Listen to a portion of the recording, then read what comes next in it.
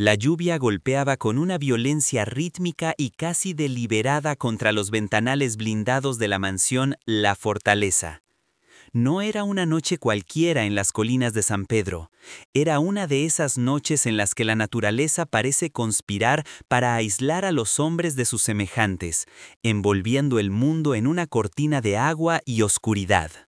Dentro de la imponente estructura de piedra gris y acero, el silencio era aún más pesado que la tormenta exterior. No era un silencio de paz, sino de vacío. Un vacío de 500 metros cuadrados decorado con obras de arte invaluables, muebles de caoba importada y una frialdad que calaba los huesos más que la humedad del exterior. En el centro de este mausoleo moderno habitaba Alejandro Valkan. A sus 62 años, Valkan no era simplemente un hombre rico, era una institución, una fuerza de la naturaleza en el mundo financiero, un titán de la industria farmacéutica cuyo apellido aparecía en los edificios más altos de la ciudad y en los cheques más cuantiosos de la caridad pública.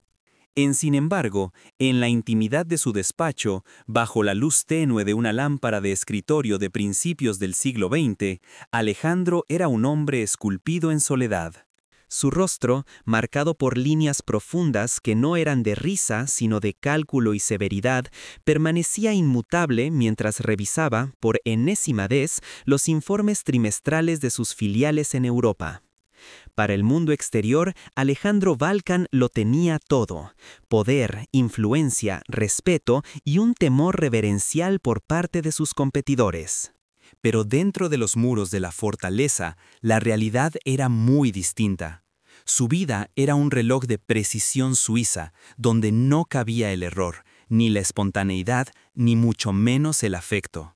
El personal de servicio se movía por la casa como espectros, instruidos para ser invisibles, para no hacer ruido, para no existir más allá de su función.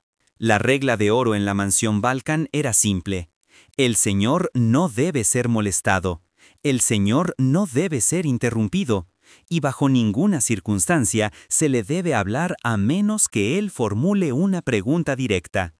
Esta noche, sin embargo, el engranaje perfecto de esa rutina estéril estaba a punto de romperse. En la cocina, ubicada en el ala oeste de la residencia, el ambiente era tenso, aunque contenido. Matilde, la ama de llaves, llevaba 30 años al servicio de los Valkan. Había visto llegar y salir a esposas, socios y abogados, pero Alejandro permanecía, inamovible como una estatua de granito. Matilde era la única persona en esa casa que recordaba una época diferente, una época anterior a la frialdad absoluta, aunque esos recuerdos se sentían tan lejanos que a veces dudaba de su propia memoria. Ella, con sus manos arrugadas y su uniforme impecable, preparaba la bandeja de plata con el té de las 8. Ni un minuto antes, ni un minuto después. La precisión era la única forma de afecto que Alejandro entendía. Pero esa noche había una variable no calculada en la ecuación de la mansión. En el vestíbulo de servicio aguardaba a una joven. Su nombre era Clara, y su presencia allí era una anomalía burocrática, un error administrativo que nunca debió haber ocurrido. Clara no era parte del personal fijo, era una aspirante, una chica de 19 años enviada por la agencia de empleo temporal para cubrir una baja de última hora en el equipo de limpieza nocturna. Estaba empapada, temblando no solo por el frío de la tormenta, sino por la intimidante magnificencia del lugar. Llevaba un vestido sencillo, desgastado por el uso, y su cabello oscuro estaba recogido en un moño desordenado que goteaba sobre el suelo de mármol pulido. Matilde la observó con severidad, pero también con una pizca de lástima. La chica tenía los ojos grandes, del color de la miel quemada, y una postura que denotaba una mezcla de miedo y una extraña, casi aristocrática, dignidad.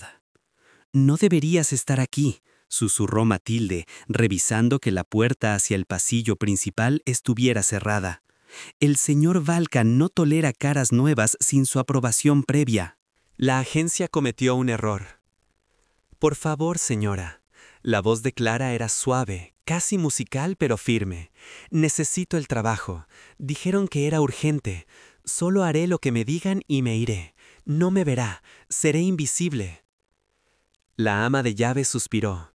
La tormenta arreciaba fuera, haciendo imposible enviar a la chica de regreso a la ciudad en ese momento.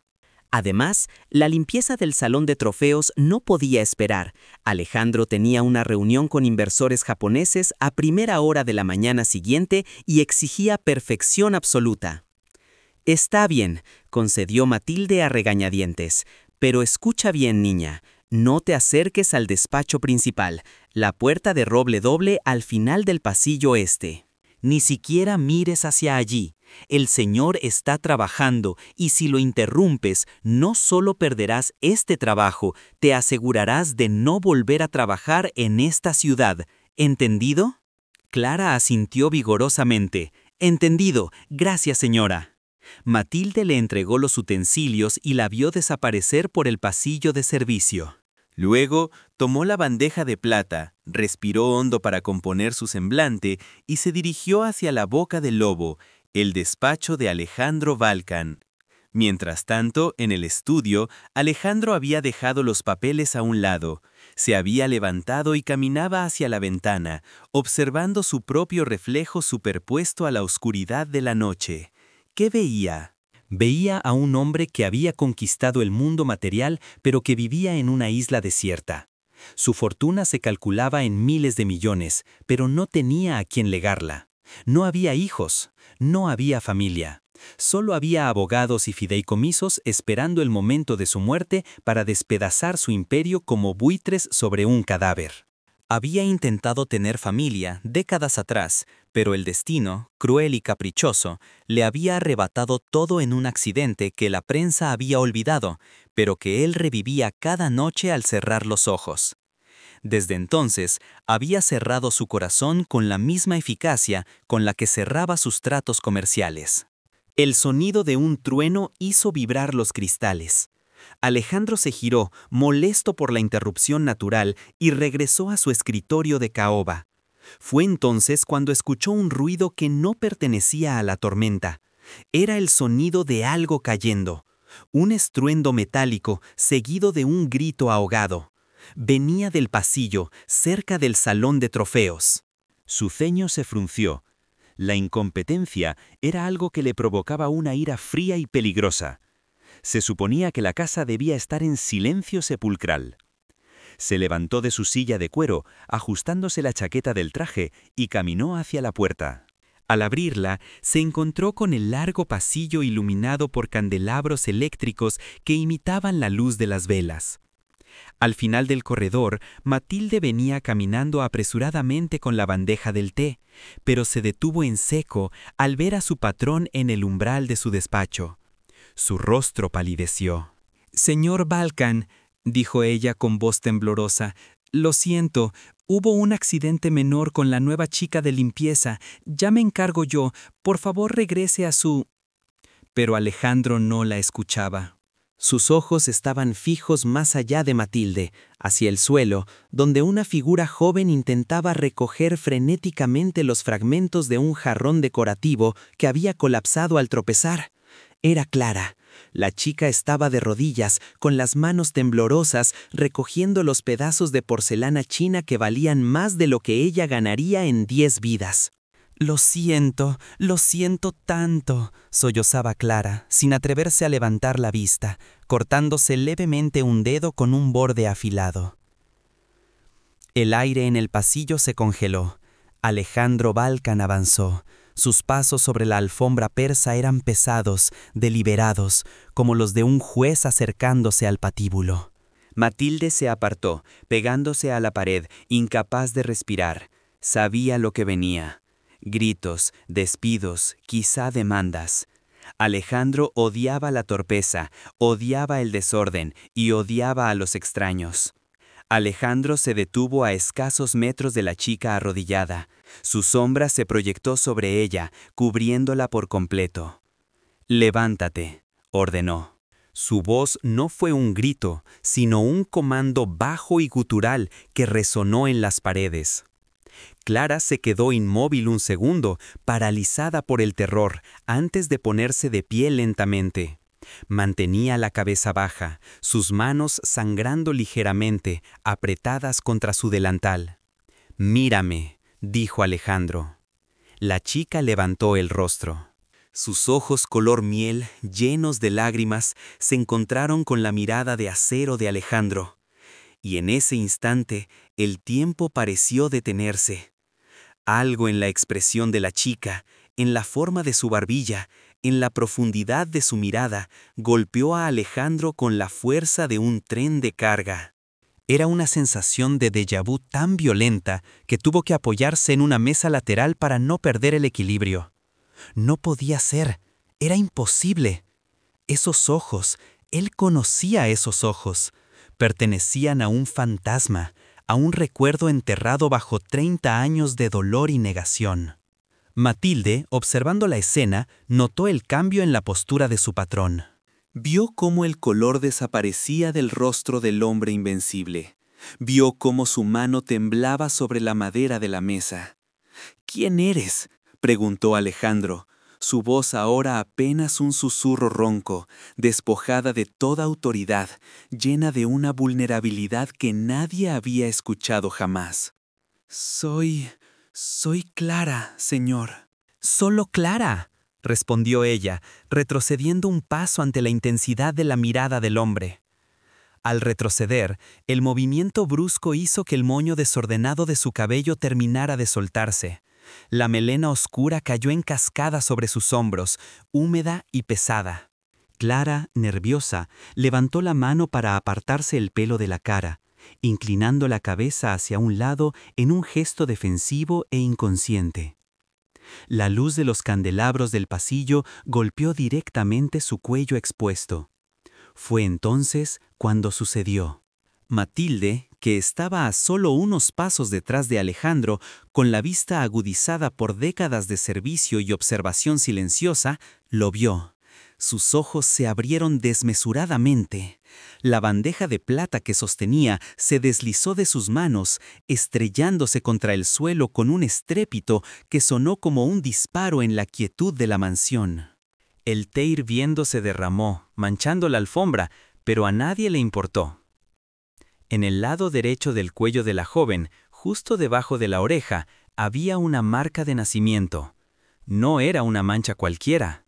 Era un lunar de un color café oscuro, con una forma irregular y específica, casi idéntica a una pequeña estrella de 5 puntas deformada o una hoja de arce, una marca singular, una marca genética.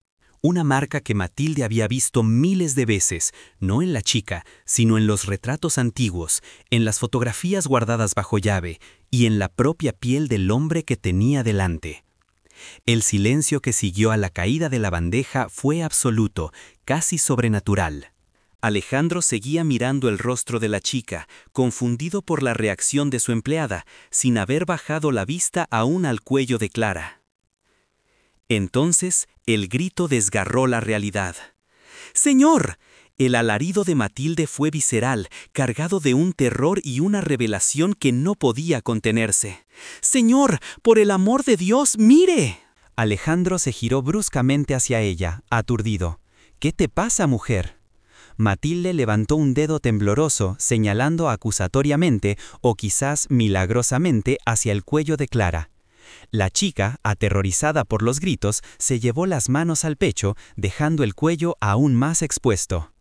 «¡Esa niña!», gritó Matilde de nuevo, con la voz quebrada por la histeria. «¡Esa niña tiene su mismo lunar en el cuello!». La frase quedó suspendida en el aire, rebotando en las paredes de piedra. Alejandro Valcan se volvió lentamente hacia Clara. Sus ojos bajaron desde el rostro asustado de la joven hasta la piel pálida de su cuello. Y allí estaba, la marca, la firma de su sangre, el estigma que él mismo portaba en el mismo lugar exacto, el lunar que había visto en el espejo cada mañana de su vida, el lunar que su padre había tenido, el lunar que, según la leyenda familiar, solo los verdaderos Valcan poseían. El mundo de Alejandro ese imperio de hormigón y certeza que había construido durante décadas, comenzó a girar vertiginosamente. Los sonidos se distorsionaron. La visión se le nubló en los bordes.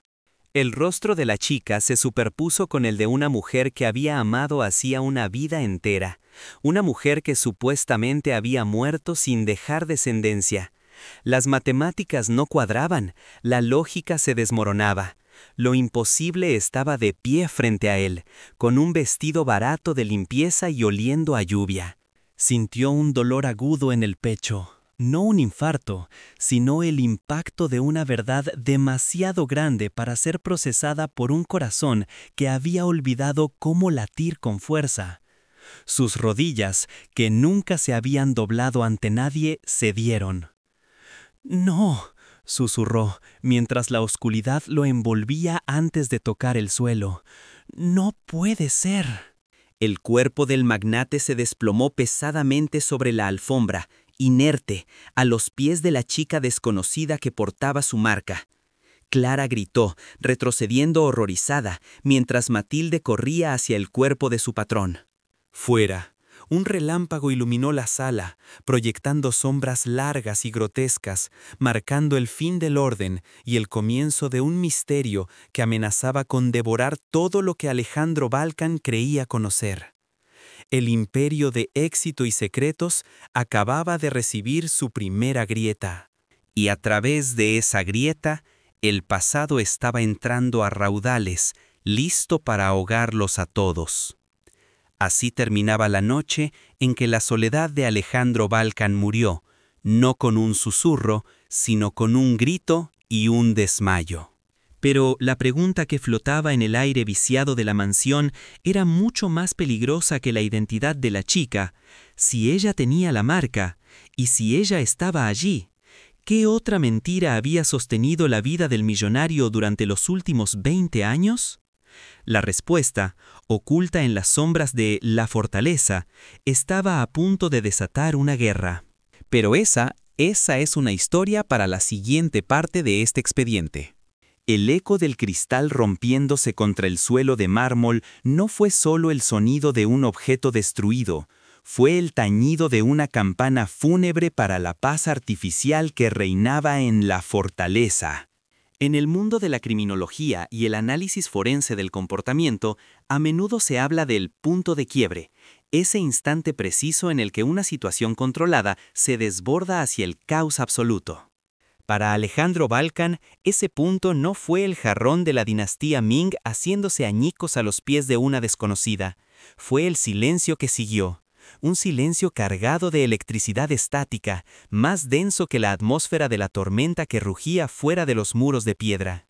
La joven Clara permanecía de rodillas, una figura pequeña y temblorosa rodeada de fragmentos afilados de historia y riqueza. Sus manos, enrojecidas por el trabajo y ahora manchadas por pequeñas gotas de sangre propia producto de su torpeza al intentar limpiar, se agitaban en el aire como palomas heridas. No se atrevía a respirar. La sombra de Alejandro Balcan, proyectada por la luz ámbar de los apliques de pared, se extendía sobre ella como una sentencia de muerte social y económica. El magnate no se movió de inmediato. Su inmovilidad era depredadora. Observaba la escena con la frialdad de quien evalúa daños en una hoja de cálculo, calculando el costo, la ineficiencia y el castigo necesario. Matilde, la fiel ama de llaves, sentía cómo el pulso le latía en la garganta. Conocía a Alejandro mejor que nadie vivo. Sabía que su ira no era explosiva, sino gélida. Una ira que no gritaba, sino que destituía, demandaba y destruía vidas con una sola llamada telefónica. La tensión en el pasillo era tan palpable que parecía succionar el oxígeno. Alejandro dio un paso más. El cuero de sus zapatos italianos crujió suavemente, un sonido que resonó como un disparo en la quietud del corredor. «Levántate», había ordenado él, y la orden no admitía réplica. Clara se irguió. Sus piernas temblaban tanto que parecía que volvería a caer en cualquier momento. El miedo en sus ojos era primitivo, el terror de la presa ante el cazador. Pero cuando levantó la vista, cuando sus ojos color miel se encontraron con los del patriarca, la ecuación cambió. No fue un cambio sutil, fue un terremoto emocional invisible para cualquier observador externo, salvo quizá para Matilde, que leía las microexpresiones de su jefe como un mapa. Alejandro se detuvo en seco, su respiración se detuvo. Había algo en la geometría del rostro de esa chica, en la curva de sus pómulos, en esa mirada líquida y dorada, que golpeó el subconsciente del millonario con la fuerza de un ariete. Era una familiaridad imposible, una resonancia fantasmagórica. Alejandro Balkan, el hombre que había enterrado sus emociones bajo capas de dinero y cinismo, sintió una grieta abrirse en su armadura. ¿Cómo era posible que una chica de la limpieza, una desconocida empapada por la lluvia, le recordara con tanta violencia a la única mujer que había amado? La lógica le gritaba que era una coincidencia, una broma cruel de su mente cansada y solitaria. Pero el instinto, ese instinto animal que le había permitido construir un imperio, le decía que había algo más. Y entonces la física intervino. Clara, abrumada por la intensidad de la mirada del hombre más poderoso de la ciudad, dio un paso atrás. Su talón resbaló ligeramente sobre un fragmento de porcelana. El movimiento brusco sacudió su cuerpo. El moño precario que contenía su cabello húmedo colapsó. La masa de pelo oscuro y pesado cayó sobre sus hombros como una cortina de terciopelo negro. Instintivamente, en un gesto de defensa y vergüenza, la chica giró la cabeza y levantó la mano para apartar los mechones de su cara. El cuello quedó expuesto, la piel pálida, iluminada directamente por la luz implacable del pasillo. Fue un momento de claridad clínica. Matilde, paralizada detrás de Alejandro, tenía el ángulo perfecto. Sus ojos, acostumbrados a revisar cada centímetro de esa mansión en busca de polvo, se fijaron en la piel de la chica. Y lo que vio desafió toda probabilidad estadística. No era una mancha de suciedad, no era una herida, era pigmentación, una acumulación de melanina congénita. ¿Un lunar? Pero no cualquier lunar.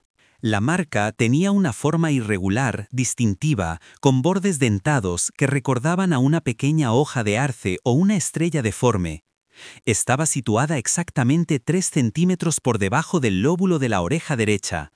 Matilde conocía esa marca, la había visto en las fotografías en sepia del abuelo de Alejandro.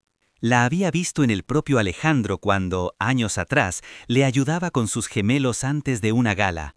Era la marca Balkan, una peculiaridad genética, un sello de autenticidad biológica que la familia llevaba con orgullo discreto, como una firma de autor en una obra maestra. El cerebro de Matilde intentó procesar la información, pero la realidad era demasiado grande, demasiado absurda. Esa chica era una empleada temporal, pobre, desconocida, sin apellido, y sin embargo llevaba el estigma de la realeza financiera en su piel. La disonancia cognitiva fue tal que la bandeja de plata se le escapó de las manos. El estruendo metálico y el sonido de la tetera rompiéndose no fueron suficientes para romper el trance de Alejandro, quien seguía hipnotizado por los ojos de la chica, sin haber bajado la vista todavía. Fue el grito de Matilde lo que rompió la realidad. ¡Señor!, bramó ella, con una voz que no parecía suya, una voz distorsionada por el pánico y la revelación.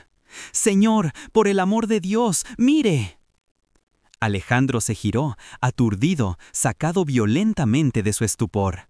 La vio a ella, a su fiel ama de llaves, con el rostro desencarado, señalando con un dedo tembloroso hacia la chica. ¡Esa niña! El grito de Matilde rebotó en las paredes de piedra, un sonido agudo y desesperado. ¡Esa niña tiene su mismo lunar en el cuello! El tiempo se dilató. Cada segundo se estiró hasta convertirse en una eternidad agónica. Alejandro volvió la cabeza hacia Clara. Sus ojos, ahora llenos de una mezcla de confusión y terror anticipado, bajaron lentamente. Recorrieron la línea de la mandíbula de la joven, descendieron por la curva de su cuello y se detuvieron. Ahí estaba, la marca, oscura, innegable, idéntica. El mundo de Alejandro Valcan, construido sobre cimientos de control absoluto y certezas inamovibles, se desintegró en ese preciso instante. No era solo un lunar, era una llave que abría una puerta que él había cerrado con candado, cemento y olvido hacía 2 décadas. Su mente, brillante y analítica, colapsó bajo el peso de la imposibilidad. Las matemáticas no cuadraban. La historia oficial de su vida, la que decía que estaba solo, que no tenía herederos, que su linaje moría con él, acababa de ser refutada por la piel de una chica de limpieza. Sintió como la sangre abandonaba su cabeza. El pasillo comenzó a oscilar como la cubierta de un barco en medio de la tormenta. Los candelabros se convirtieron en estelas de luz borrosa. El sonido de la lluvia se transformó en un zumbido ensordecedor dentro de su cráneo. Un dolor agudo, no físico sino existencial, le atravesó el pecho. No. La palabra escapó de sus labios como el último aliento de un hombre que se ahoga. No puede ser. La visión de túnel se cerró sobre él. Lo último que vio Alejandro antes de que la oscuridad lo reclamara fue la marca en el cuello de Clara, flotando en el vacío como una acusación. Sus rodillas cedieron. El cuerpo del titán financiero, del hombre de hierro, se desplomó sin gracia alguna. Cayó pesadamente, golpeando el suelo con un sonido sordo y definitivo, quedando inerte a los pies de la chica aterrorizada. El caos que siguió fue inmediato y absoluto. Clara soltó un alarido, retrocediendo hasta chocar contra la pared, cubriéndose la boca con las manos ensangrentadas. Creía que lo había matado, creía que su presencia, su torpeza, había provocado la muerte del hombre más importante de la ciudad. El pánico la paralizó. No podía huir, no podía gritar más, solo podía mirar el cuerpo inmóvil del millonario. Matilde, sin embargo, reaccionó con el instinto de quien ha manejado crisis domésticas durante 30 años, aunque ninguna como esta. Se lanzó al suelo junto a Alejandro, ignorando el té caliente que empapaba su falda y los cristales que se clavaban en sus rodillas. «¡Señor Valcan! ¡Don Alejandro!», gritaba, palmeando suavemente las mejillas pálidas del hombre. «¡Respire! ¡Por favor, respire!». Sus dedos buscaron frenéticamente el pulso en el cuello del magnate. Lo encontró. Débil, irregular, aleteando como un pájaro asustado, pero estaba allí, no estaba muerto.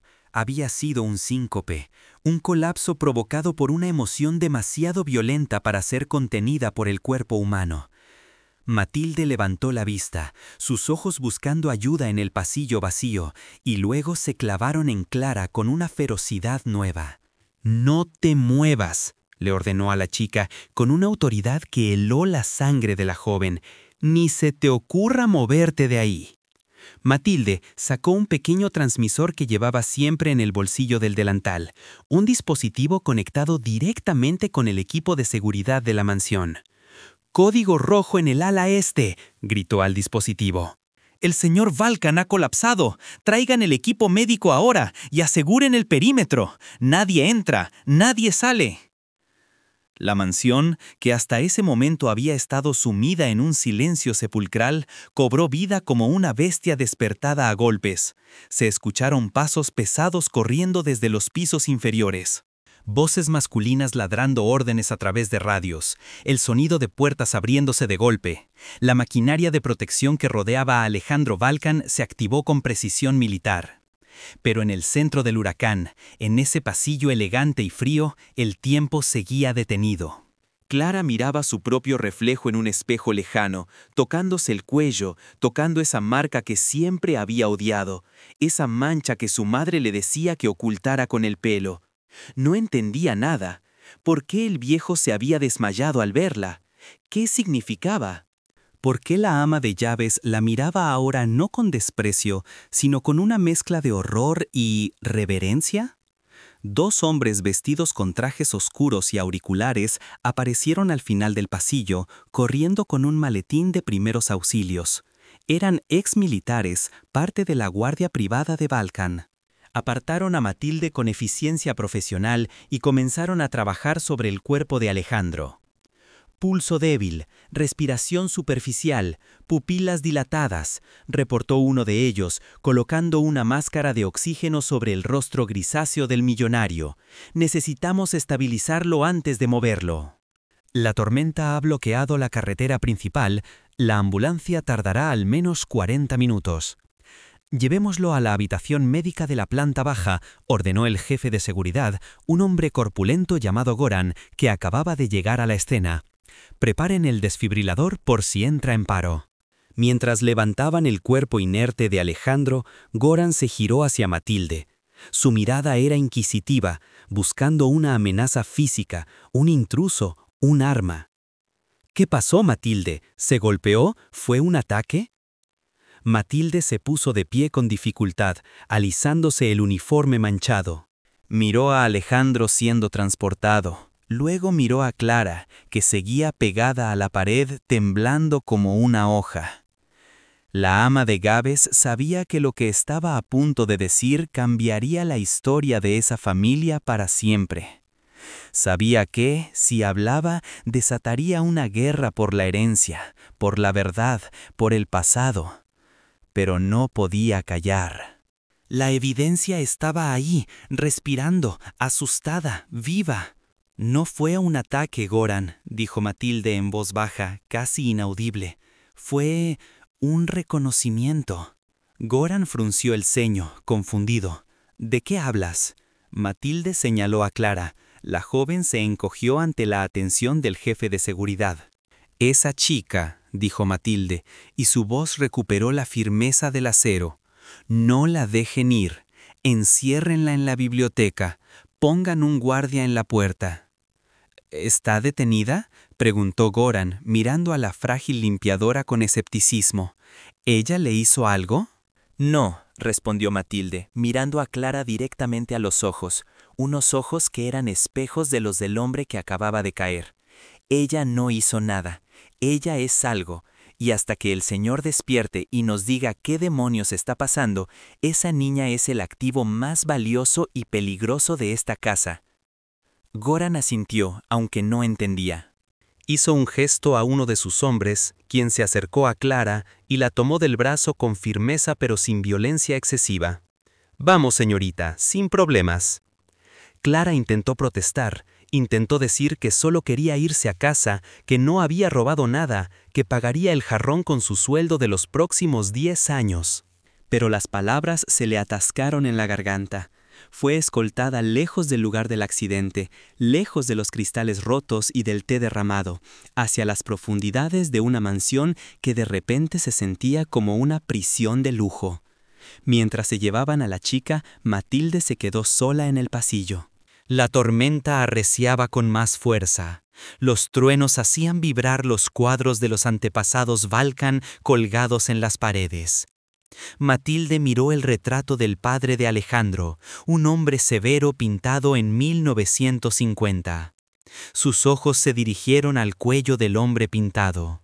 Allí estaba el lunar, la marca de la bestia, la marca de la sangre. Matilde se persignó. Sabía que Alejandro había tenido secretos. Sabía que hubo una mujer hace 20 años. Sabía que hubo un embarazo que supuestamente nunca llegó a término. Se habló de un aborto espontáneo, de una desaparición, de un pago millonario para silenciar un escándalo. Alejandro había enterrado esa historia en lo más profundo de su psique, convencido de que no había dejado rastro. Pero los rastros biológicos no se borran con cheques. La genética es una testigo que no acepta sobornos. Y esa noche, bajo la furia de la tormenta, el pasado había regresado caminando por la puerta de servicio, con un cubo de fregar en la mano y la verdad tatuada en la piel.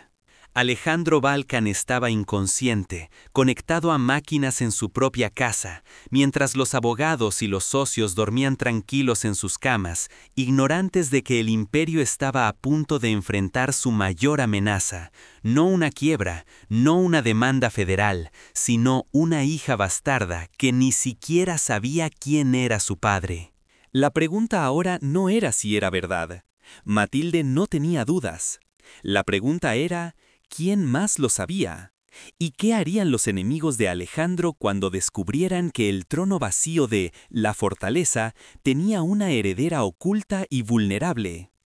La noche apenas comenzaba, y en las sombras de la mansión los secretos empezaban a afilar sus cuchillos. Clara estaba encerrada.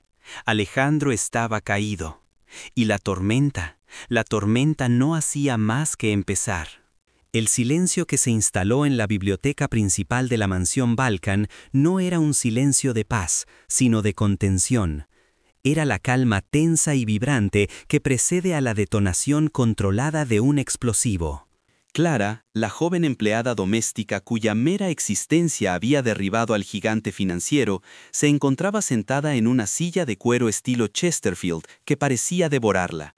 Sus manos, todavía ásperas por el detergente y el trabajo manual, descansaban sobre su regazo, entrelazadas con tal fuerza que los nudillos se habían tornado blancos.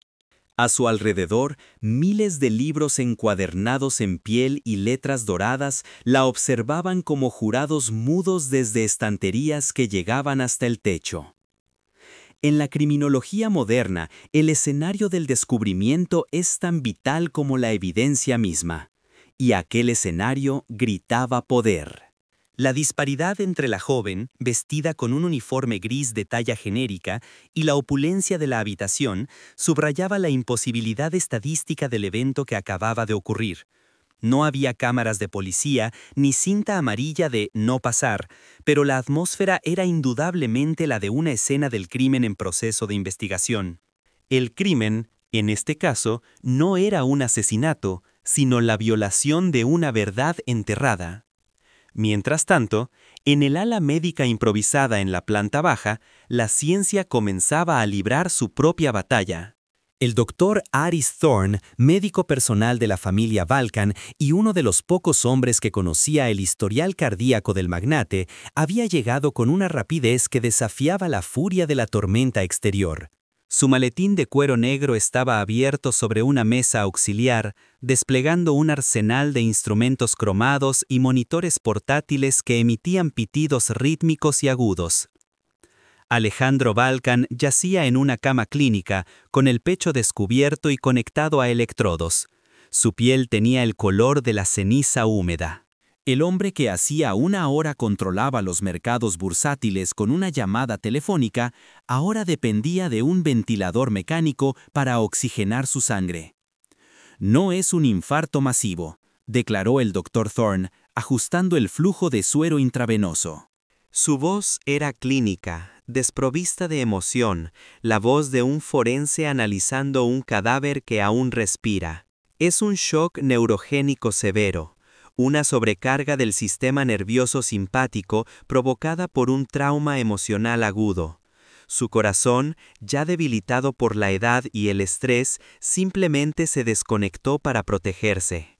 Matilde, que permanecía de pie en la esquina de la habitación como un centinela de luto, asintió lentamente. Sus manos estrujaban un pañuelo. «Vio un fantasma, doctor», murmuró ella. «Eso fue lo que lo derribó». El Dr. Thorne se giró, limpiándose las manos con gel desinfectante. Los ojos, detrás de unas gafas de montura fina, brillaron con escepticismo científico. «Los fantasmas no causan arritmias ventriculares, Matilde. El estrés sí. Necesito saber exactamente qué vio. Cualquier detalle es crucial para su tratamiento y para anticipar su reacción cuando despierte. Si despierta y vuelve a enfrentarse al estímulo, podría ser fatal». Matilde no respondió con palabras. En su lugar, caminó hacia una pequeña caja fuerte disimulada detrás de un panel de madera en la pared. Conocía la combinación. Alejandro confiaba en ella más que en sus abogados. Con un chasquido mecánico, la puerta se abrió. De su interior, la ama de llaves extrajo un álbum de fotos antiguo, encuadernado en terciopelo rojo, desgastado por el tiempo. Lo colocó sobre la mesa, junto a los instrumentos médicos, y lo abrió en una página marcada con una cinta de seda. Era una fotografía en blanco y negro, fechada en 1954. Mostraba a un hombre joven, el padre de Alejandro, de perfil, mirando hacia el horizonte. La calidad de la imagen era excepcional, capturando cada detalle con la nitidez de la fotografía analógica de gran formato. Matilde señaló con un dedo índice tembloroso hacia el cuello del sujeto. «Mire ahí, doctor, debajo de la oreja». El doctor Thorne se ajustó las gafas y se inclinó. Examinó la imagen con la precisión de un patólogo. Allí, en la granulosidad del papel fotográfico, se distinguía claramente una mancha oscura. Una marca de nacimiento con una morfología singular. Bordes irregulares, 5 puntas asimétricas, similar a una hoja marchita o una estrella colapsada. «Es un nevus congénito», diagnosticó Thorne automáticamente. «Una acumulación de melanocitos. Bastante distintiva, debo admitir. Alejandro tiene la misma marca, aunque con los años se ha desvanecido ligeramente». «La chica también la tiene», soltó Matilde. La frase cayó sobre la habitación como un bloque de plomo. El doctor se enderezó lentamente, procesando la información. La genética, a diferencia de los rumores, es una ciencia de probabilidades y patrones.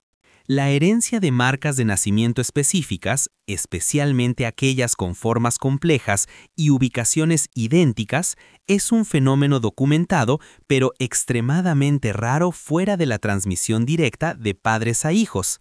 Se llama expresión fenotípica dominante. ¿Está sugiriendo que la empleada de limpieza comparte un marcador genético específico con el paciente?, preguntó Thorne, su tono cambiando de médico e investigador. «No lo sugiero, doctor. Lo vi. Es idéntica. Es como si hubieran recortado el lunar de la foto y lo hubieran pegado en el cuello de esa niña. El mismo tamaño, el mismo color. El mismo lugar exacto». El jefe de seguridad, Goran, entró en la habitación en ese momento. Su presencia física llenaba el marco de la puerta. Llevaba una tablet en la mano y una expresión de frustración contenida. «He revisado los antecedentes de la chica, Clara», informó Goran con su voz grave. «No hay nada. Es un fantasma en el sistema». Nacida en un hospital público en los suburbios, madre soltera registrada como María Suárez, fallecida hace 3 años, padre desconocido. Sin antecedentes penales, sin deudas, sin propiedades. Vive en una habitación alquilada y toma 2 autobuses para venir a trabajar. No tiene perfil en redes sociales. Es invisible. «Nadie es invisible para el ADN», intervino el Dr. Thorne, cerrando el álbum de fotos con un golpe seco. «Si lo que dice Matilde es cierto, no estamos ante una coincidencia.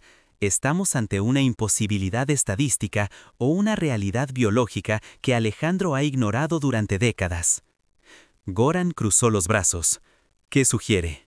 «Sugiero que dejemos de adivinar», dijo Thorne, sacando 2 hisopos estériles y tubos de ensayo de su maletín. «Alejandro está sedado e inconsciente.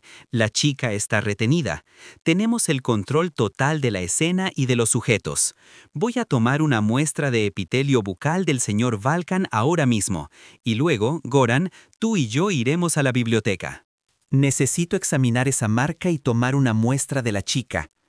«¿Sin una orden judicial?», preguntó Goran levantando una ceja. «Esto no es un tribunal, es una emergencia médica y familiar», respondió Matilde con ferocidad. «Si esa niña es quien creo que es, su sangre es la única medicina que puede salvar o matar a este hombre. ¡Háganlo!». El procedimiento forense comenzó bajo la luz fría de las lámparas halógenas. El Dr. Thorne, con guantes de látex azul, abrió con delicadeza la boca del millonario inconsciente. Frotó el hisopo contra la cara interna de la mejilla durante 10 segundos, recolectando las células que contenían el código genético de un imperio. Y la hora, 23:45. Luego, la comitiva se dirigió a la biblioteca.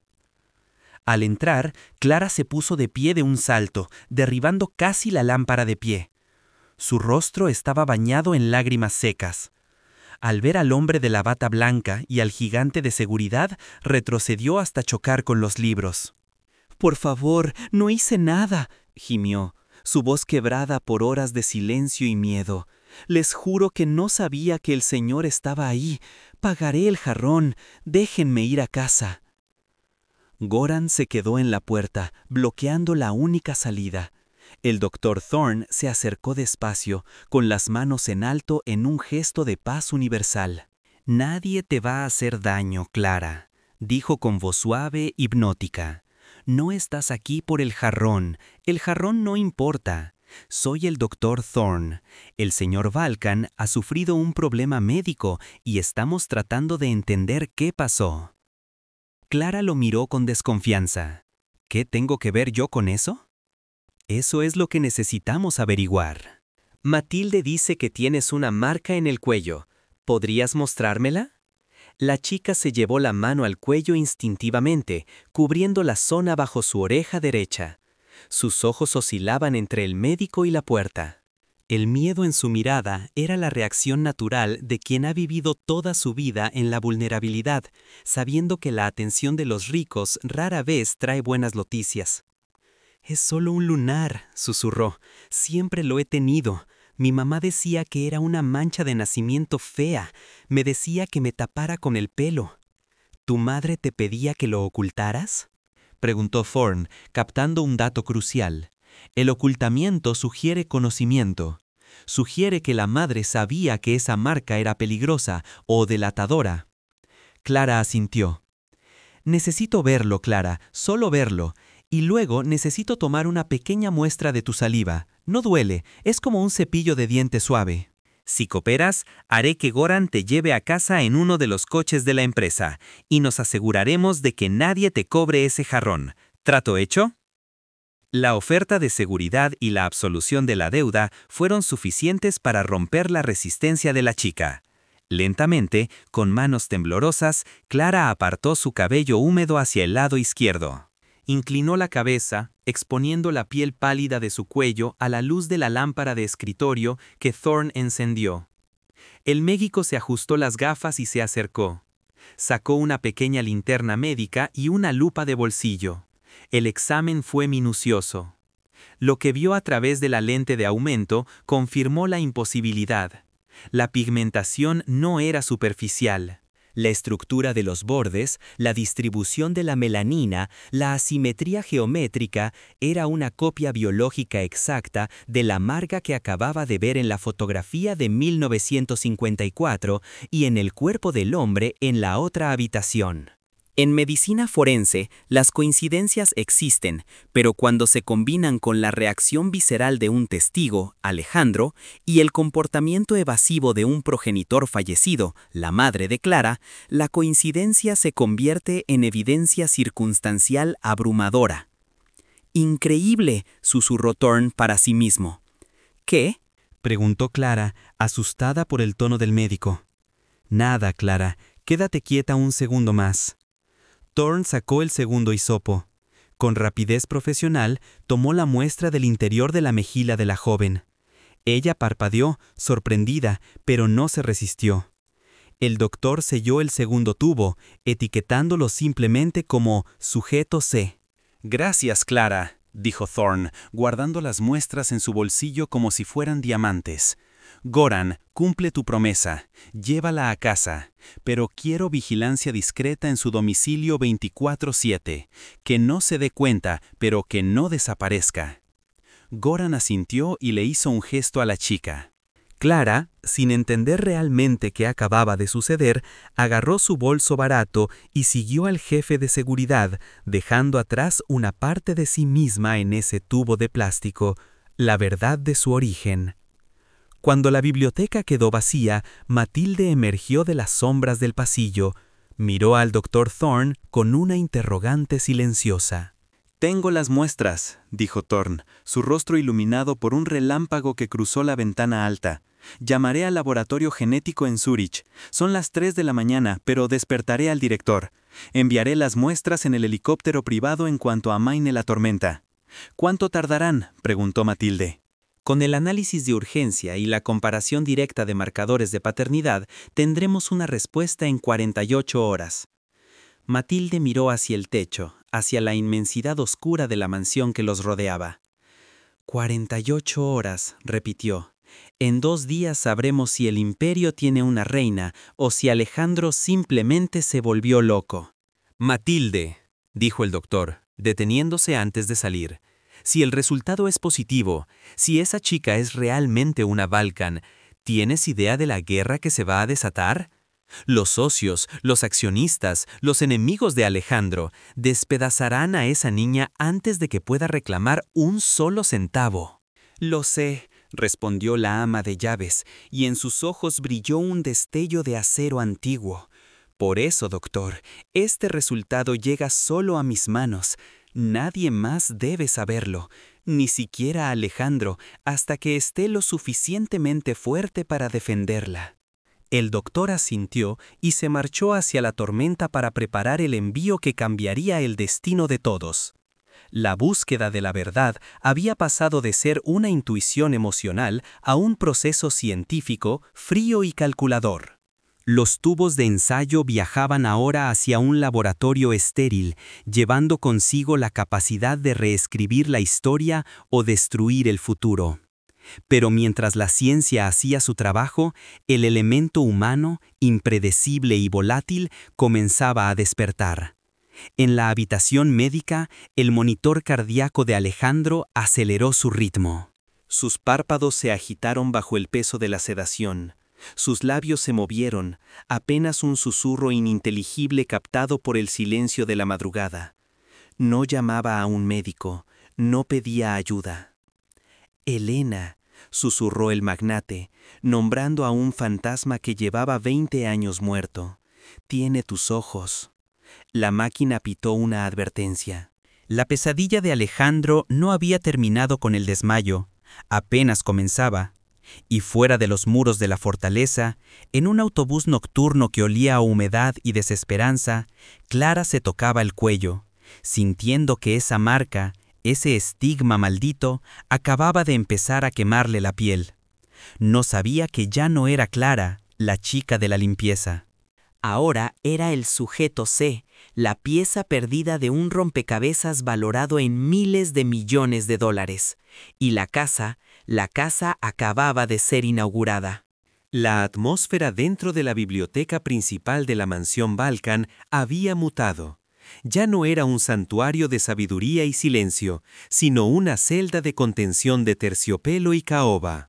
Clara, la joven empleada de limpieza cuya presencia había detonado el colapso del patriarca financiero, permanecía sentada en el borde de un sofá Chesterfield de cuero oscuro.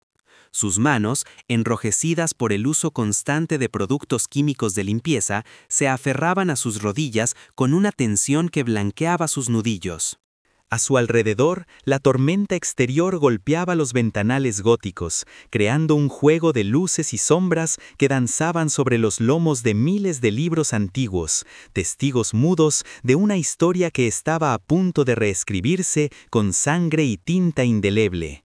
En la criminología forense, el escenario posterior al evento traumático es a menudo más revelador que el incidente mismo. No había cinta policial amarilla ni luces estroboscópicas de patrullas, pero la tensión en el aire tenía la densidad del plomo. La jerarquía de la casa se había invertido momentáneamente. Los sirvientes corrían dando órdenes, los guardias de seguridad parecían desconcertados y el hombre más poderoso del país yacía indefenso a pocos metros de distancia, conectado a máquinas que respiraban por él. En el ala médica improvisada en la planta baja, una habitación estéril diseñada para las paranoias hipocondríacas de Alejandro Balkan, la ciencia luchaba contra el misterio. El doctor Aris Thorne, médico personal de la familia y confidente de secretos clínicos que harían temblar la bolsa de valores, trabajaba con una precisión mecánica. Su rostro, iluminado por la luz azulada de los monitores cardíacos, no mostraba pánico, sino una curiosidad analítica fría. Alejandro Valcan no había sufrido un infarto de miocardio clásico. Los enzimas cardíacos estaban elevados, pero no en niveles críticos. Su colapso había sido un síncope vasovagal extremo, una desconexión total del sistema nervioso provocada por un choque emocional de magnitud sísmica. El cerebro, incapaz de procesar la realidad visual que tenía delante, había optado por apagar el sistema para protegerse. No es el corazón lo que falló, Matilde, murmuró el doctor Thorne, ajustando el goteo de una solución salina. Es la mente. Vio algo que su cerebro clasificó como imposible. Matilde, la ama de llaves, permanecía de pie junto a la puerta cerrada, con la postura rígida de un soldado que ha visto demasiadas guerras. En sus manos sostenía un objeto que parecía anacrónico en aquella sala de alta tecnología. Un álbum de fotografías encuadernado en piel desgastada, con fechas doradas que se remontaban a la década de los 50. «No vio algo imposible, doctor», respondió Matilde, su voz carente de temblor pero cargada de una gravedad sepulcral. «Vio un espejo». La mujer caminó hacia la mesa de metal donde el doctor organizaba sus instrumentos. Abrió el álbum con reverencia y señaló una fotografía en blanco y negro. La imagen mostraba a un Alejandro Valcan de apenas 20 años sonriendo en un velero con el cuello expuesto al sol del Mediterráneo. Matilde acercó una lupa de escritorio a la imagen. «Ahí», dijo ella, «mire la marca». El doctor Thorne se inclinó. Bajo la ampliación del cristal, la mancha en la piel del joven Alejandro era inconfundible. No era un lunar común. Era un nebus pigmentado con una morfología singular, una forma estrellada irregular, con 5 puntas asimétricas y una pigmentación más densa en el centro, desvaneciéndose hacia los bordes como una nebulosa. En dermatología, estas marcas son como huellas dactilares. La probabilidad de que 2 personas compartan la misma forma, tamaño y ubicación exacta sin compartir una carga genética directa es estadísticamente insignificante. «La chica tiene la misma», afirmó Matilde, anticipándose al escepticismo del médico. «En el mismo lugar, del mismo tamaño». Incluso el color café oscuro es idéntico. Cuando se le movió el cabello y el señor la vio, fue como ver a un fantasma salir de la tumba. El doctor Thorne se enderezó, quitándose las gafas para limpiarlas con lentitud. La implicación médica y legal de lo que la ama de llaves sugería era devastadora. Si esa joven, una limpiadora anónima que fregaba los suelos de mármol que Alejandro pisaba, compartía ese marcador biológico, la estructura de poder de la corporación Valcan estaba construida sobre arena movediza. Goran, el jefe de seguridad, entró en la habitación en ese instante, rompiendo el silencio clínico con su presencia masiva. Llevaba una tableta electrónica en la mano y una expresión de frustración contenida. «He revisado los antecedentes de la chica, Clara», informó con su voz de barítono. «Es un fantasma burocrático. Nacida en un hospital público en la periferia. Madre soltera registrada como María Suárez, fallecida hace 3 años por complicaciones oncológicas. No registrado, sin hermanos, sin antecedentes penales. Vive al día. No hay nada en su historial que la vincule con esta familia, excepto que la agencia de empleo la envió aquí hace 6 meses por pura casualidad. La casualidad es el nombre que los tontos le dan al destino, Goran», intervino el doctor Thorne, guardando su estetoscopio. «Y la biología no cree en casualidades. Necesito ver a la chica, ahora». La comitiva se dirigió a la biblioteca. Al entrar, Clara se puso de pie de un salto, sus ojos moviéndose frenéticamente entre el médico de bata blanca y el gigante de seguridad armada. El miedo en su rostro era primario. El miedo de quien sabe que, en el juego de los ricos, los pobres siempre son las piezas descartables. «Por favor, señor», empezó a decir Clara con la voz quebrada por el llanto contenido. «Le juro que no toqué nada. Pagaré el jarrón. Solo quiero irme a casa». El doctor Thorne levantó las manos en un gesto pacificador, deteniéndose a una distancia respetuosa. Nadie te está acusando de robo, Clara. Siéntate, por favor. La chica obedeció, aunque sus músculos seguían tensos, listos para la huida.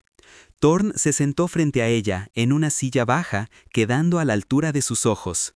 Soy el doctor Thorne. El señor Valkan está estable, pero necesitamos entender qué provocó su desmayo. Matilde mencionó que tienes una marca en el cuello. ¿Podrías mostrármela? Clara se llevó la mano instintivamente al lado derecho de su cuello, cubriéndolo. Es solo una mancha, susurró, bajando la mirada. Es fea. Mi mamá siempre me decía que me la tapara con el pelo suelto. Decía que a la gente no le gusta ver esas cosas. Esa frase, pronunciada con la inocencia de la obediencia filial, encendió todas las alarmas en la mente analítica del doctor. El ocultamiento deliberado. Una madre que instruye a su hija a esconder una marca específica no lo hace por estética, lo hace por supervivencia. Lo hace porque esa marca es un faro, una etiqueta, una prueba de un pecado o de un secreto que debía permanecer enterrado. Clara, dijo Thorne con suavidad, sacando una pequeña linterna médica de su bolsillo. Necesito verla. Solo un segundo. No te dolerá. Es muy importante para la salud del señor Valkan. La mención de la salud del millonario pareció ablandar la resistencia de la joven. Lentamente, con dedos temblorosos, apartó la cortina de cabello castaño oscuro que caía sobre su hombro derecho. Inclinó la cabeza, exponiendo la piel pálida y vulnerable de su cuello a la luz clínica de la linterna. El doctor Thorne contuvo el aliento. Goran, que observaba desde atrás, dio un paso adelante, sus ojos abriéndose con incredulidad. Ahí estaba, la estrella irregular, la nebulosa de pigmento. La ubicación exacta, 2 centímetros por debajo del lóbulo de la oreja, siguiendo la línea del músculo esternocleidomastoideo. Era una copia al carbón de la fotografía de 1950.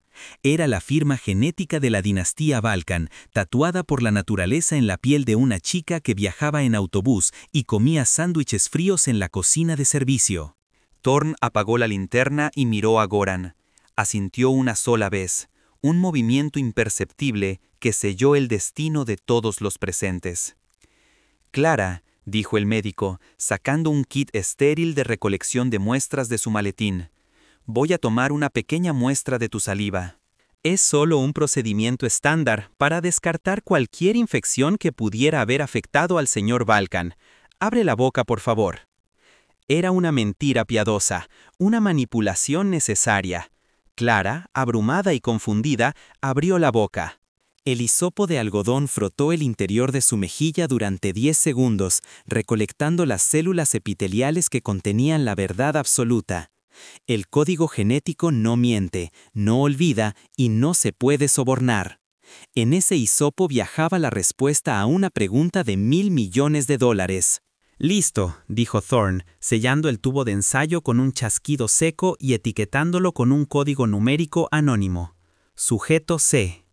¿Ya me puedo ir?, preguntó Clara, mirando el tubo con desconfianza.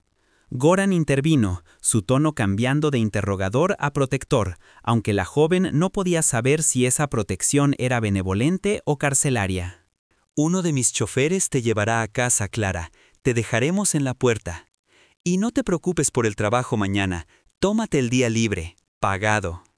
Mientras Clara era escoltada fuera de la biblioteca, ajena a que acababa de entregar la llave del reino, Matilde salió de las sombras de una estantería lateral. Sus ojos se encontraron con los del doctor. ¿Y bien?, preguntó la ama de llaves. Es idéntica, Matilde. Fenotípicamente es un calco, pero necesitamos la confirmación genotípica.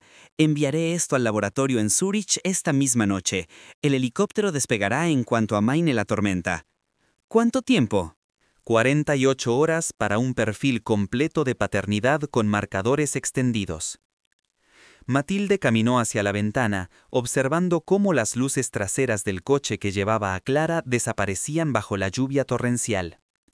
En 48 horas, dijo ella en voz baja, esta casa puede convertirse en un campo de batalla. Si esa niña es hija de Alejandro, si es la hija de Helena, entonces todo lo que creíamos saber sobre la muerte de esa mujer es mentira. ¿Quién era Helena?, preguntó Thorne, guardando las muestras en una caja refrigerada portátil. Alejandro ha mencionado ese nombre en su delirio hace unos minutos. Matilde se giró, y por primera vez en décadas, el doctor vio miedo real en los ojos de la mujer de hierro. Helena era la única mujer que Alejandro amó, una becaria de arte que trabajó aquí hace 23 años. Desapareció un día sin dejar rastro, supuestamente con una suma considerable de dinero tras firmar un acuerdo de confidencialidad. Alejandro se convenció a sí mismo de que ella lo había vendido. Pero si esa niña es su hija, significa que Helena no se vendió, significa que huyó, o que la hicieron huir. La implicación quedó suspendida en el aire frío de la biblioteca. Si la madre de Clara había huido embarazada, alguien la había amenazado. Y si ese alguien seguía vivo, o si sus intereses seguían vigentes, Clara estaba en un peligro mortal desde el momento en que puso un pie en esa mansión. «Tenemos que proteger la muestra», dijo Goran, entendiendo la lógica de seguridad inmediatamente. Si los socios de la junta directiva, o peor, si los herederos colaterales, los sobrinos de Alejandro, se enteran de que hay una posible heredera directa, intentarán contaminar la prueba o eliminar la fuente. «Nadie debe saberlo», ordenó Matilde. 9% de probabilidad. Esa chica sigue siendo solo la limpiadora.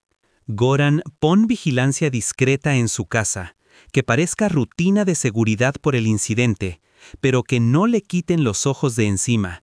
Si le pasa algo a esa niña, se acaba el linaje Valkan.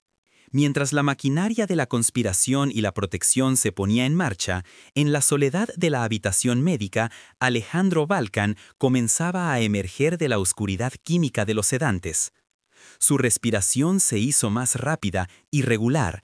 El monitor cardíaco pitó con una cadencia acelerada. Sus ojos, todavía cerrados, se movían rápidamente bajo los párpados en la fase REM del sueño. Estaba soñando. O recordando. En su mente, la tormenta de afuera se mezclaba con la tormenta de hace 20 años. Veía un rostro. No el de la chica de la limpieza, sino el de la mujer que amó. Veía la despedida bajo la lluvia. Veía la carta que nunca llegó. Y luego, la imagen se superponía con la visión de hace una hora, el lunar en el cuello, la marca que él veía cada mañana al afeitarse. «No puede ser», susurró el millonario en la oscuridad, su voz ronca y débil, apenas audible sobre el zumbido del respirador. «Ella me dijo que lo había perdido». Alejandro abrió los ojos de golpe. La habitación estaba en penumbra, solo iluminada por los LEDs verdes y rojos de los aparatos. Estaba solo, pero la certeza se había instalado en su pecho con más fuerza que el dolor físico. No necesitaba una prueba de ADN. La sangre llama a la sangre. La intuición de un padre, aunque sea tardía, es un grito primal que atraviesa décadas de mentiras. Intentó levantarse, pero su cuerpo no respondía. Sus extremidades pesaban toneladas. La frustración le hizo soltar un gemido ahogado. Necesitaba hablar, necesitaba encontrarla. Necesitaba saber por qué su hija había regresado a él vestida con harapos y fregando sus suelos. La puerta de la habitación se abrió suavemente. Una figura entró, pero no era Matilde, ni el doctor, ni Goran. Era una sombra que se deslizó con la familiaridad de quien conoce los puntos ciegos de las cámaras de seguridad. Alejandro intentó enfocar la vista. La figura se detuvo al pie de la cama. «Descansa, tío Alejandro», dijo una voz masculina, suave, culta, pero con un filo metálico subyacente. «Te has dado un golpe muy fuerte. No queremos que te agites».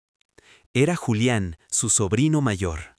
El hombre que, hasta hace una hora, se consideraba el heredero universal del Imperio Valkan.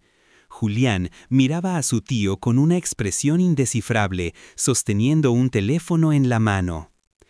Hay rumores extraños en la casa, tío, continuó Julián, acercándose lentamente. Los sirvientes hablan, dicen que te asustaste de la chica nueva. Dicen que Matilde está actuando como si escondiera las joyas de la corona. Alejandro intentó hablar, pero su garganta estaba seca como el desierto. Solo salió un graznido. ¡Shh! Julián puso un dedo sobre sus propios labios. No te esfuerces, solo quería asegurarme de que estás bien y decirte que ya me he encargado de todo. He enviado a mi propio equipo a ayudar a Goran. Si hay algún problema con esa chica, algún malentendido, lo resolveremos, como siempre lo hemos hecho en esta familia, eliminando el problema de raíz. Julián sonrió, una sonrisa que no llegó a sus ojos fríos, y salió de la habitación, dejando a Alejandro atrapado en su propia parálisis, con el horror helándole la sangre nuevamente. El enemigo no estaba afuera, el enemigo estaba dentro de los muros. Y Clara, su hija recién descubierta, estaba viajando sola en la noche, con un blanco pintado en la espalda, mientras los tiburones empezaban a oler la sangre en el agua. La prueba de ADN viajaba hacia Zúrich. Clara viajaba hacia su barrio pobre, y Alejandro viajaba hacia el infierno de la impotencia. Las piezas estaban en movimiento. La trama oculta había dejado de ser historia antigua para convertirse en una amenaza presente y letal. El secreto ya no era un fantasma, era una guerra declarada. Y la primera baja podría ser la verdad misma. La lluvia había cesado sobre la mansión Balkan, dejando tras de sí un silencio húmedo y opresivo que envolvía la propiedad como una mortaja.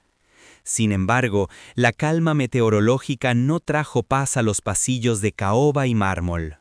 Al contrario, el cese de la tormenta solo sirvió para amplificar el sonido de los engranajes de una conspiración que, tras 2 décadas de latencia, había vuelto a ponerse en marcha con una fuerza devastadora. Mientras la ciudad dormía, ajena a los terremotos que sacudían los cimientos de su dinastía financiera más importante, 3 realidades paralelas comenzaban a entrelazarse hacia un punto de colisión inevitable. En el ala médica de la residencia, el tiempo parecía haberse diluido en una mezcla viscosa de sueros intravenosos y monitores parpadeantes. Alejandro Balkan, el patriarca cuya voluntad había moldeado el mercado de valores durante 30 años, permanecía en un estado de vigilia forzada. Aunque su cuerpo estaba paralizado por la debilidad residual del síncope y la sedación, su mente trabajaba a revoluciones vertiginosas, reconstruyendo fragmentos de un pasado que creía enterrado bajo toneladas de mentiras y acuerdos de confidencialidad. La imagen del lunar en el cuello de la joven empleada se había grabado en su retina con la persistencia de una quemadura solar. No era simplemente una marca dermatológica, era una coordenada geográfica hacia un tesoro perdido. La visita nocturna de su sobrino Julián no había sido un acto de piedad familiar, sino una declaración de guerra sutil. Julián Balkan, el delfín del imperio, el hombre que había pasado los últimos 10 años calculando la fecha exacta de la muerte de su tío para ascender al trono corporativo, había olido la amenaza. La depredación en las altas esferas financieras no requiere garras, sino información, y Julián ya había movilizado sus propios recursos. Mientras Alejandro yacía impotente, los registros telefónicos de la mansión estaban siendo intervenidos, las cámaras de seguridad revisadas y los antecedentes de la chica nueva desmenuzados por investigadores privados que operaban al margen de la ley. A kilómetros de distancia, en el Distrito Sur, una zona donde el alumbrado público es intermitente y la esperanza de vida es una estadística deprimente, Clara insertaba la llave en la cerradura oxidada de su apartamento. El contraste era brutal. Hacía apenas 1 hora estaba rodeada de obras de arte que valían más que todo su edificio. Ahora, el olor a humedad y a repollo hervido de los vecinos la recibía como un recordatorio de su lugar en el mundo. La joven se dejó caer sobre un sofá con los resortes vencidos, llevándose la mano al cuello. La zona donde el Dr. Thorne había pasado el hisopo aún se sentía extraña, invadida. Clara no entendía la magnitud de lo ocurrido. Para ella, el incidente era un error laboral, una torpeza que podría costarle el empleo que tanto necesitaba.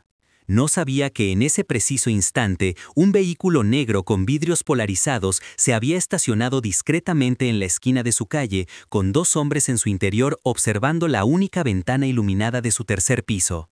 La orden que tenían era simple: observar y reportar. Pero en el mundo del crimen corporativo, la observación es a menudo el preludio de la eliminación. La ignorancia de Clara era su escudo temporal, pero ese escudo se estaba agrietando rápidamente. Mientras tanto, en el espacio aéreo internacional, un jet privado de la corporación Balkan surcaba la noche hacia Zúrich. En su bodega, asegurada en un contenedor de riesgo biológico de titanio, viajaba la respuesta definitiva.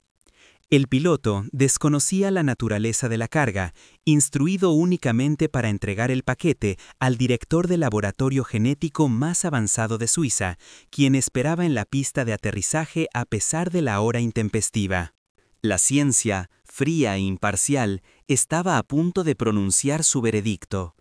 El análisis de microsatélites de ADN no entiende de herencias, ni de rencores, ni de poder. Solo entiende de secuencias de nucleótidos que coinciden o discrepan. Pasaron 48 horas. 2 días en los que la tensión dentro de la mansión Balkan se tensó hasta el punto de ruptura. Alejandro había recuperado la movilidad básica y, contra el consejo médico, había trasladado su centro de operaciones a la biblioteca, el lugar de los hechos. Se negaba a recibir a la junta directiva, alegando una gripe severa, una mentira que Julián se encargó de propagar con un matiz de senilidad para debilitar la posición de su tío. Matilde, la fiel ama de llaves, se había convertido en la guardiana de la puerta, filtrando cada visita, cada llamada, cada plato de comida, temerosa de que el veneno fuera la siguiente herramienta en el arsenal de los enemigos de la casa. La mañana del tercer día, el fax encriptado de la oficina privada de Alejandro emitió un pitido agudo. Era una tecnología obsoleta para el mundo moderno, pero precisamente por eso era segura e indetectable para los hackers de Julián. El Dr. Thorne, que no había abandonado la mansión, se acercó a la máquina. El papel térmico comenzó a salir lentamente, imprimiendo líneas de datos, gráficos de barras y tablas de alelos comparativos. Alejandro observaba desde su sillón de cuero sus manos aferradas a los reposabrazos con tal fuerza que sus nudillos estaban blancos.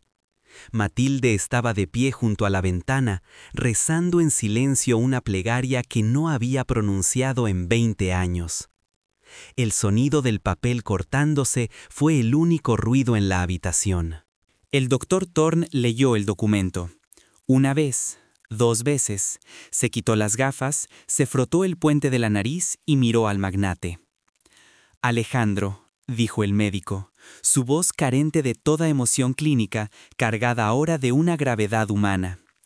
La probabilidad de paternidad es del 99,9998%. No hay margen de error.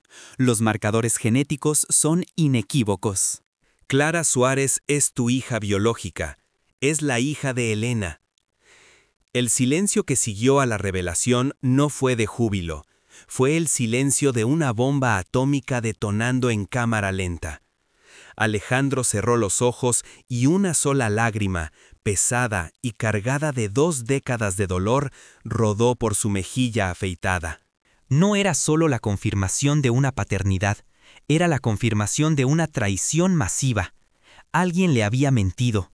Alguien le había dicho que el bebé no existía, que Elena había abortado o que el niño había muerto. Alguien dentro de su círculo más íntimo le había robado 20 años de vida con su hija. «Está viva», susurró Alejandro, abriendo los ojos. Ya no había enfermedad en su mirada.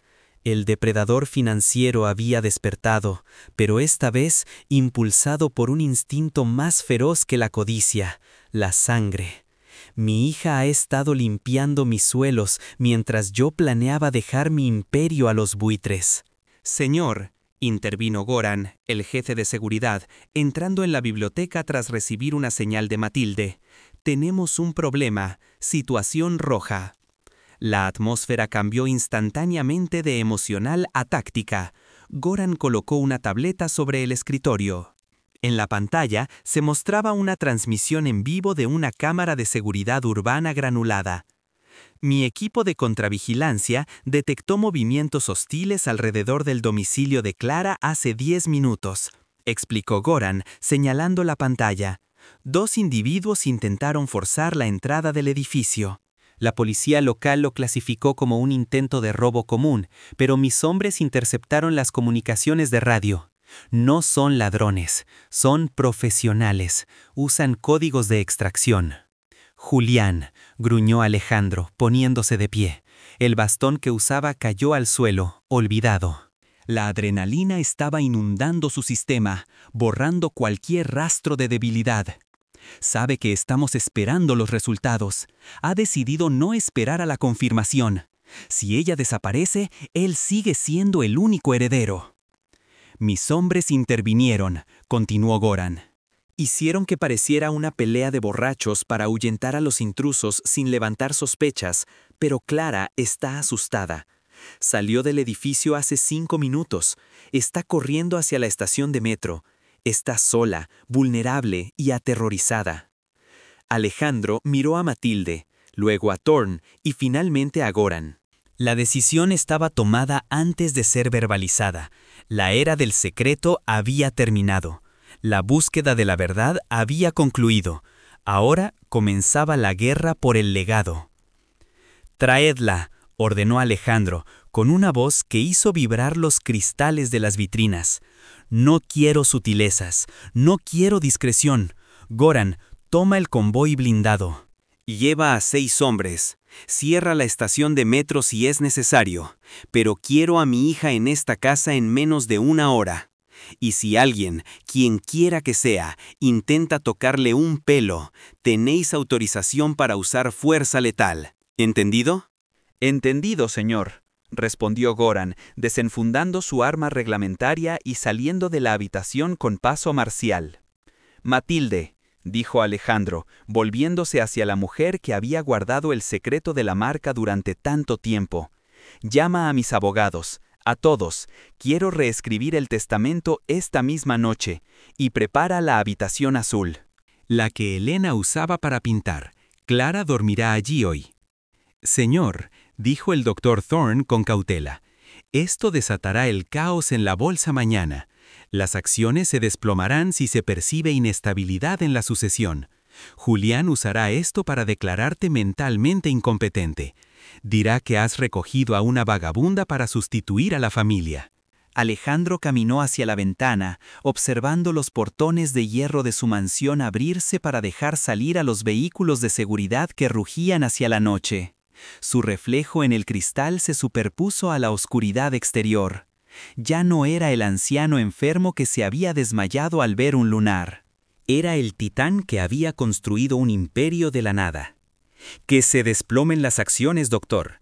Que Julián intente lo que quiera», respondió Alejandro con una frialdad aterradora. «He pasado 20 años acumulando dinero para llenar un vacío que no tenía fondo. Ahora el vacío está lleno. ¿Creen que soy un viejo moribundo?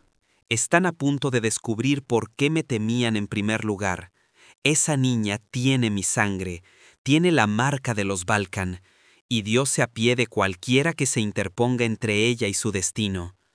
La escena final de este drama documental no tiene lugar en un tribunal, ni en una sala de juntas, sino en la entrada principal de la mansión.